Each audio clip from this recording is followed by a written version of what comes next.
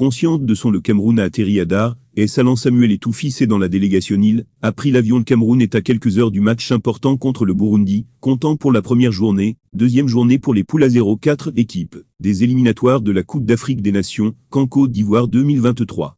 Les joueurs et le staff sont arrivés à Dar es Salaam, en même temps que le président de la Fédération camerounaise de football, Fekafou, Samuel Etoufis qui a pris place. Parmi les points importants à relever, Samuel Etoufis pendant le vol de Douala à Dar es Salaam, a choisi de voyager en classe économique, alors qu'une place lui avait été réservée en première classe.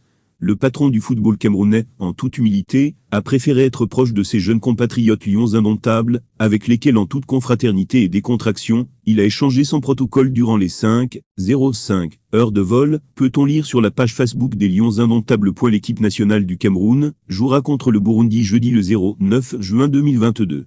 En attendant, les hommes de Rigobertson ont pris leur quartier au Ramadar Hotel, qui se trouve à une trentaine de minutes du stade Benjamin Nkapa, où se déroulera le match. Au programme, le sélectionneur Rigobertson Bahana a prévu une séance d'entraînement à 14h, heure locale, mercredi le 8 juin 2022.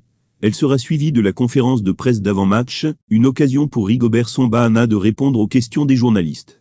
La délégation camerounaise est conduite par Mankolo Maniaka, représentant personnel du ministre Narcisse Mouel-Kombi. Lions indomptables. Des aveux accablants après la visite de Patrick Mboma. L'ancien lion indomptable Patrick Mboma était présent à la séance d'entraînement des Lions indomptables, lundi matin au stade annexe du complexe de Japoma. Le consultant de Canal+ est membre de la délégation qui décolle mardi le 7 juin pour Dar es Salaam en Tanzanie. Là-bas, le Cameroun affrontera le Burundi jeudi le 9 juin, dans le cadre des éliminatoires de la Coupe d'Afrique des Nations, qu'en Côte d'Ivoire 2023. Pour l'homme politique Célestin Jameau Djamène, l'initiative est à féliciter. Il faut que les légendes vivantes soient proches des jeunes joueurs pour les inspirer et leur prodiguer de précieux conseils. En aucun cas, Célestin Jameau Djamène ne veut plus que la gestion du football camerounais soit assurée par des non-footballeurs. Pendant longtemps, des escrocs qui n'ont jamais touché un ballon ont dirigé le football camerounais, à nos dépens.